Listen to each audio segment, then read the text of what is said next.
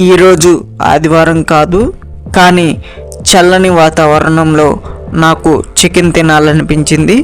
అందుకే నేను electrical rice కుక్కర్ని యూజ్ చేసి చికెన్ ఫ్రై, చికెన్ కర్రీ, అలాగే వైట్ రైస్ తయారు చేయటం జరిగింది.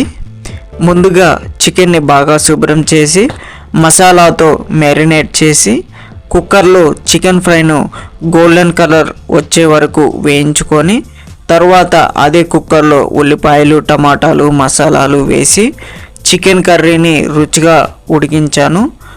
అన్నం కూడా చాలా సాఫ్ట్గా తయారైంది.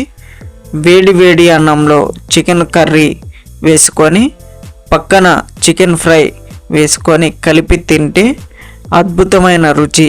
ప్రతి ముద్దలో మసాలా రుచులు అద్భుతంగా కలిసిపోయి చాలా టేస్టీగా అనిపించింది. అంతేకాకుండా ఈ వాతావరణంలో ఇలా హాట్ చికెన్తో తింటే నిజంగా చాలా అద్భుతంగా ఉందండి. ఈరోజు చాలా ప్రశాంతంగా నేను ఫుడ్ అయితే తినగలుగుతున్నాను. ఈ వీడియో మీకు కనుక నచ్చినట్లయితే సబ్స్క్రైబ్ చేయండి, షేర్ చేయండి, అంతేకాకుండా లైక్ చేయండి. ఓకే అండి, ధన్యవాదాలండి మీ అందరికీ. Thank you for watching our video.